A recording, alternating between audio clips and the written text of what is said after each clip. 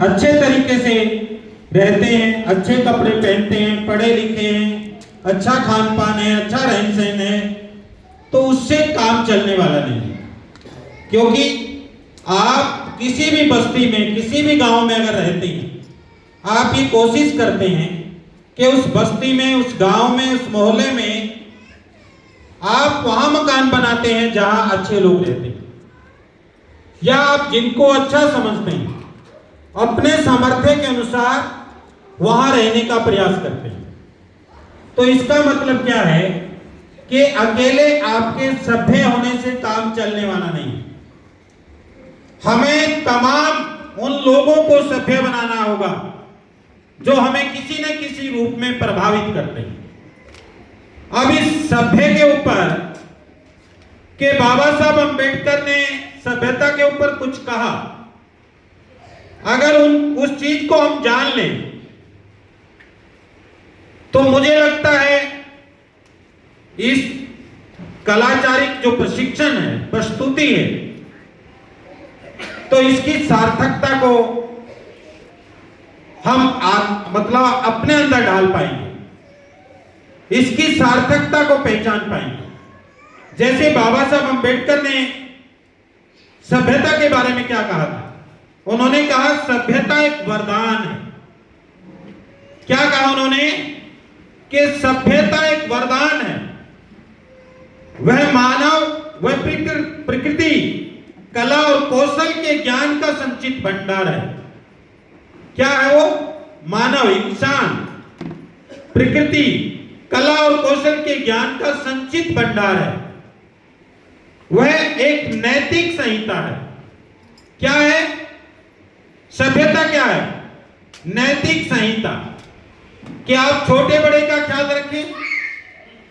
ऐसा नहीं कि आपको तो सारी सुविधाएं चाहिए, बाकी लोगों के लिए नहीं चाहिए।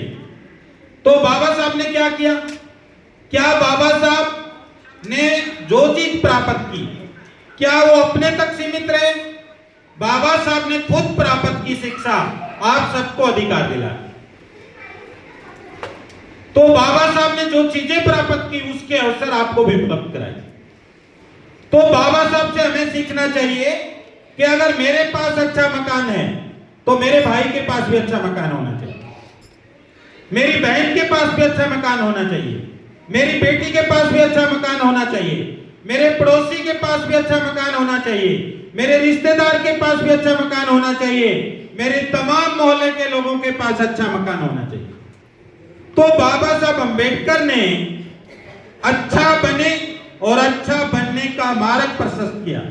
लेकिन अब बहुत सारे लोगों में क्या है, वो खुद अच्छा बन पा रहे हैं और ना अच्छा बनाने का प्रयास कर रहे हैं, बल्कि उनकी इच्छा होती है कि मैं अच्छा बन जाऊं, बाकी मेरे बराबर कोई ना बने, मैं बड़ा नेता बन जाऊं, बाकी कोई नेता पैदा ना हो।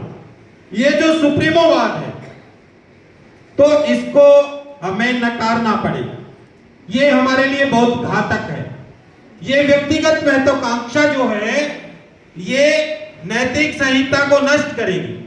और इसलिए बाबा साहब अंबेडकर ने इसके आगे कहा कि जो अपने साथियों के प्रति मानव के आचरण को विनियमित करती है।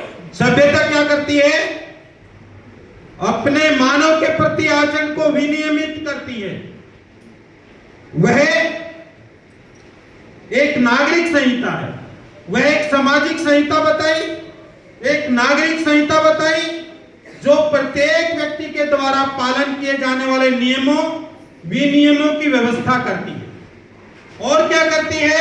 वह एक नागरिक संहिता है जो शासक तथा शासित के अधिकारों तथा कर्तव्यों का प्रावधान करती है कि शासित कौन है, शासक कौन है, शोषित कौन है, उनके अधिकार क्या हैं, उनके कर्तव्य क्या हैं, उनमें बराबरी कैसे स्थापित होगी। मतलब ये जो सभ्यता, इसकी तरफ ले जाने का प्रयास करती है। सभ्यता एक बहुत बड़ा लक्ष्य है, तो वह एक आध्यात्मिक दर्शन भी है जो लौकिक को अलौकिक से जोड़ता है, सभी प्रजातियों को यह सौभाग्य नहीं मिला कि वे इसका पूर्णतः विकास कर सके, क्योंकि इसका विकास कौन कर सकता है? वो इंसान ही कर सकता है। तो इंसान की ड्यूटी है, और इसीलिए जैसे हम बात कर रहे थे कि तथागत बुद्ध से हमने, हमारे प्रस्तावक महोदय ने इस बात को बुद्धा से जोड़ा, और बुद्धा ने क्या कहा, और बुद्धा के समय में चीनी यात्री फायान इस देश में आया तो उसने अपने संस्मरणों में क्या लिखा? उसने ये बात लिखी कि मुझे इस देश में कोई चरित्रहीन आदमी देखने को नहीं मिला।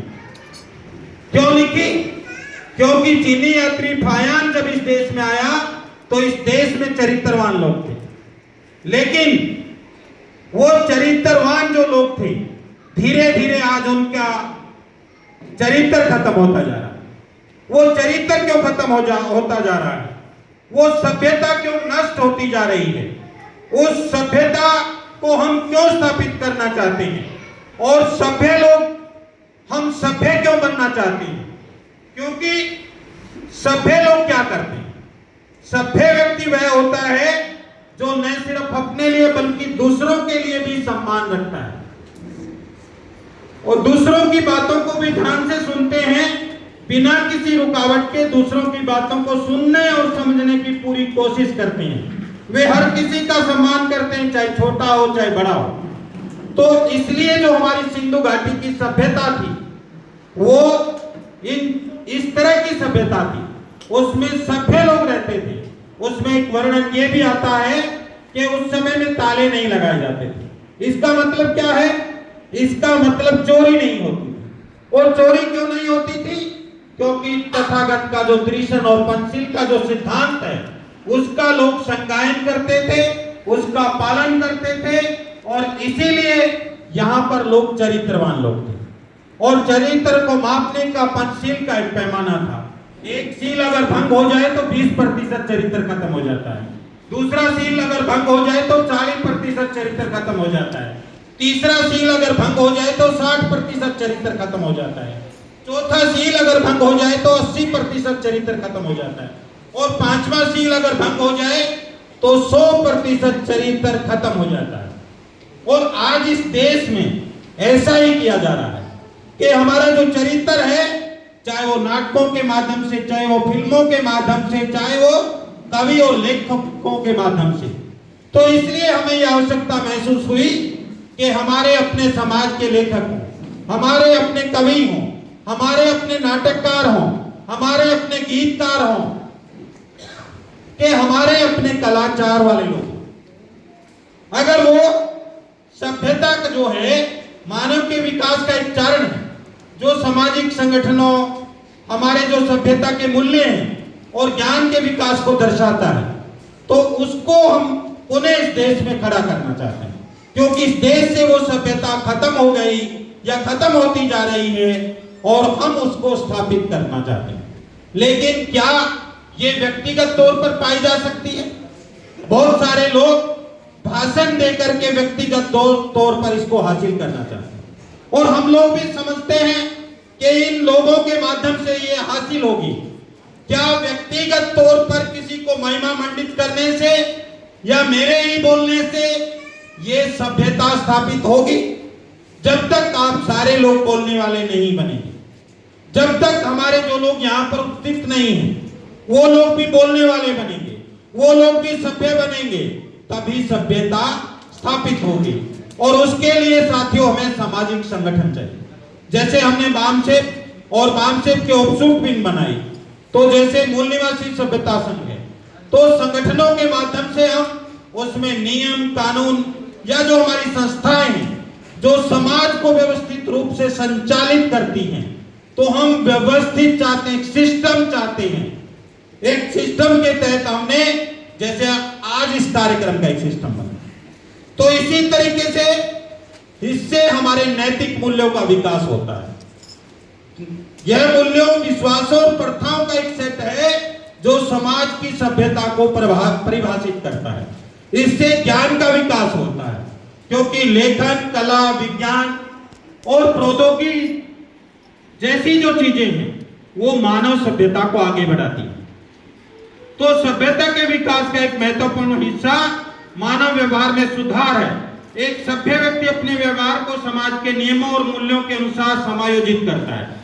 लेकिन क्या हमारे समाज में समाज के नियम सही हैं? अगर समाज के नियम सही नहीं है, समाज के सिद्धांत सूत्र सही नहीं है, तो हमें वो नियम, सिद्धांत और सूत्र अपने हिसाब से डिसाइड करने पड़ेंगे। अपने हिसाब का मतलब हमारे महापुरुषों के हिसाब से जो लक्ष्य उद्देश्य, जैसे हमने कहा कि फूले अम्बेडकरी आंदोलन के कार्यकर्ता, तो फूले अम्बेडकरी जो आंदोलन है उसके विचार और सिद्धांत हैं, उसके मुताबिक हमें डिसाइड करने पड़ेंगे। और उसके लिए साथियों अनुशासन बहुत जरूरी है। ये सामाजिक नियमों का पालन करने और अपनी प्रवृत्तियों पर नियंत्रण रखने की क्षमता है। अनुशासन, जब तक हम अपने सामाजिक नियमों का पालन, अपने संगठन सिद्धांत के नियमों का पालन और अपनी प्रवृत्तियों पर नियंत्रण नहीं रखेंगे, ये कार्यक्रम सफल नहीं हो सकता। कई लोग बोलते हैं कि मैं तो ऐसा ही करता हूं, मैं ऐसा ही करूंगा। ऐसे नहीं हो सकता। आप डिस्कस करिए संगठन में, संगठन ने जो निर्णय लिया, संगठन ने जो कार्यक्रम बनाया, उसके मुताबिक आपको काम करना पड़ेगा। अगर आप उसके मुताबिक काम नहीं करेंगे कि मैं तो मेरी मर्जी से ही करूंगा, तो फिर ये अनुशासन नहीं रहेगा। तो अनुशासन के लिए साथियों जरूरी है अपने खुद की जो प्रवृत्तियां हैं, खुद की जो आदत है, अगर वो संगठन के रास्ते में रोड़ा है, मुसीबत पैदा करती हैं, तो उन पर नियंत्रण रखना पड़ेगा, उनको छोड़ना पड़ेगा। दूसरों के प्रति हमें सम्मान करना पड़ेगा। ये सभी मनुष्यों को समान रूप से देखने और उनके प्रति सम्मान और दया का भाव, मैत्री करुणा का जो भाव है, वो हमें पैदा करना पड़ेगा। क्योंकि मनुष्य को सभ्य तब कहा जाता है जब वह समाज के नियमों और मूल्यों के पालन करता है। और समाज के नियम और मूल्य कौन से मूल्य?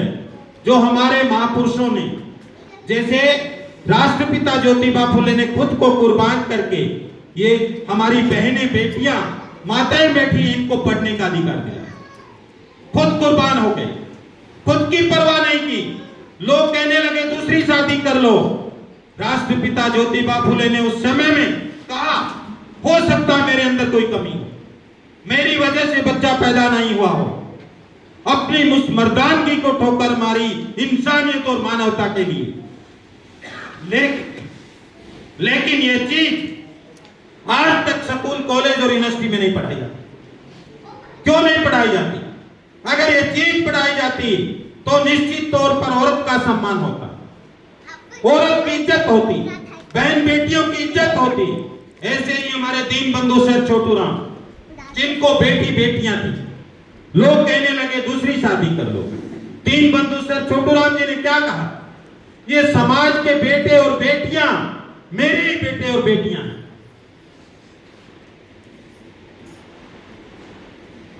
ये समाज के जो बेटे और बेटियां हैं, ये मेरे ही बेटे बेटियां हैं। इसलिए जो मैं काम कर रहा हूं, अगर इन सबके भले के लिए हो रहा है, तो ये मेरे बेटे और बेटियां मेरे लक्ष्य उद्देश्य को पूरा करेंगे। लेकिन क्या हमने दीनबंधु सर छोटूराम और राष्ट्रपिता ज्योतिबा फुले के इस संदेश को, ये भी कलाचारिक संदेश है, ये सभ्यता का संदेश है, क्या हमने उसको पूरा किया? क्या उसके लिए काम किया? ऐसे संदेश, जो ऐसे सिद्धांत, ऐसे नियम, ऐसे विचार, उनका पालन करने की आवश्यकता है। दूसरों के प्रति सम्मान रखने की आवश्यकता है और सकारात्मक तरीके से सोचने की आवश्यकता है। क्यों? क्योंकि इससे समस्या का समाधान होगा, इससे बेहतर संबंध बनेंगे, पारिवारिक बिखराव नहीं होगा, सामंजस्यपूर्ण बातचीत होगी। इसलिए इस चीज की आवश्यकता है। इससे सहयोग, समन्वय बढ़ेगा, कोऑर्डिनेशन, कोऑपरेशन बढ़ेगा इन विचारों से।